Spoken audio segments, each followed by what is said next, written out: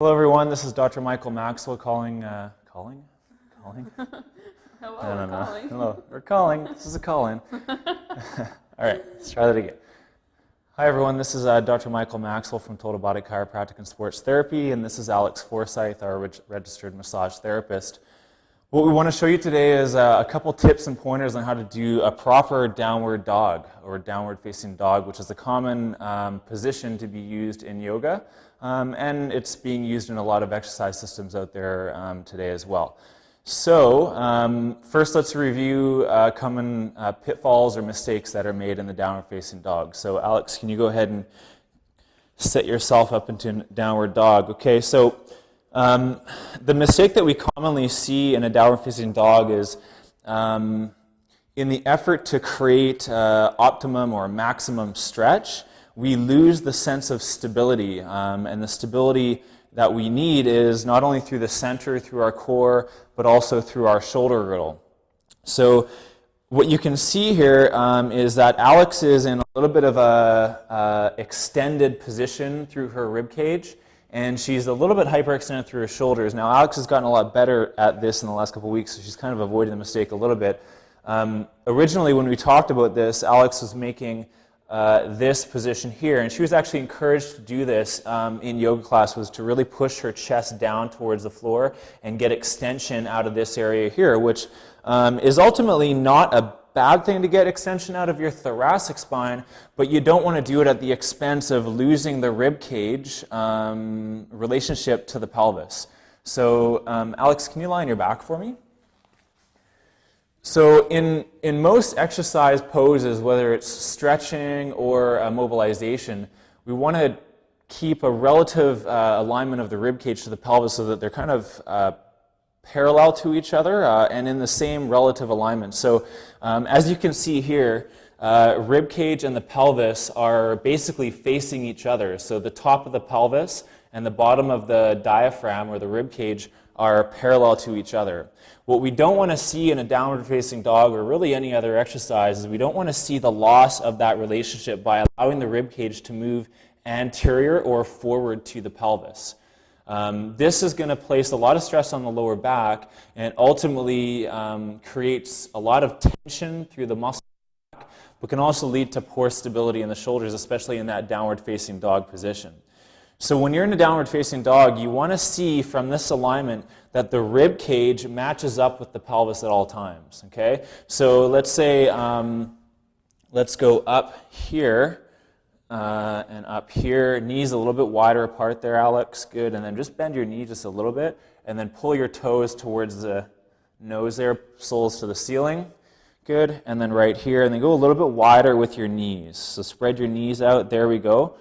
Okay, so right there, and then we're going to bring the hands up over here. Okay, so in this position, we're now in a dead bug position, or what we call a 3 to 4 month position for a baby. You want to keep the rib cage down and connected to the pelvis. So if the arms are going up overhead like they do in a downward dog, you want to see that you don't lose this relationship to the pelvis. So if the arms are coming up overhead, you don't want to do that by doing that and losing stability. And Alex will probably tell you that's not that comfortable on her lower back. So we want to keep that connection there so that you're always kind of connected to the rib cage and the pelvis. So let's get up and back into the downward dog position. So if we transfer that awareness of being on your back, arms up overhead, legs in that kind of soles of the ceiling position, it's no different when you come into a downward dog. So just take your knees a little bit wider apart, toes into the ground.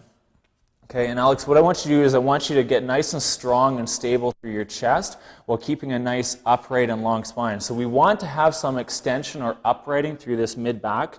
So I'm going to cue Alex to drop a little bit here and push hard into the ground there.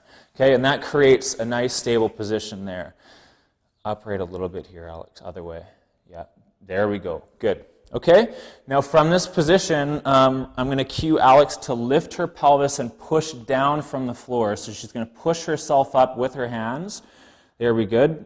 Good. Okay, right there. Okay, and I would suggest that this is probably the best position for Alex to start in.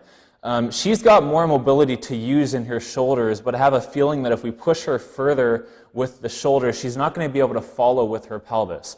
What I mean by that is if you're tight out of the posterior chain through the hamstrings and the gastroc, you need the pelvis to rotate down with the rib cage, okay? So if she drops down through here and the pelvis can't follow, what happens? We end up with a little bit of a curve here, and you see this kind of what we call high lordosis, or high kind of curve this way in the thoracic or thoracolumbar junction. You don't want that. You want to keep that connection. So I'm going to tighten up a little bit here, okay, and then long through your spine. And what I want Alex to do is I want her to think about creating a long line from the top of her pelvis to the bottom of her head. And she's going to do that by pushing her hands into the floor, staying nice and strong through the floor and engaging through that center. And that's a beautiful position there. Now you can see that the pelvis is maybe a little bit out of connection, but she can focus on driving down through here, but not losing this. So don't drop this, Alex. Stay solid here, and then focus on kind of driving your pelvis away from your hands. So push through the hands. Yeah, there we go. And that's how you're going to get that mobility or stretch through the posterior chain. Alex, do you feel that? Yes, she does. Okay, so she's creating the connection through her core and driving her hands through the floor to create the mobilization in the posterior chain, rather than just kind of dropping down here and using gravity to do that, right? Gravity is a beautiful thing, but if you use it in the wrong way, you can create these kind of compensations. You can relax there. So hopefully that helps you. A lot of people make the mistake of trying to really sink into these stretches using gravity rather than maintaining the optimal balance of stability and strength and mobility at the same time. So hopefully that helps, and thanks, Alex, for helping out with this.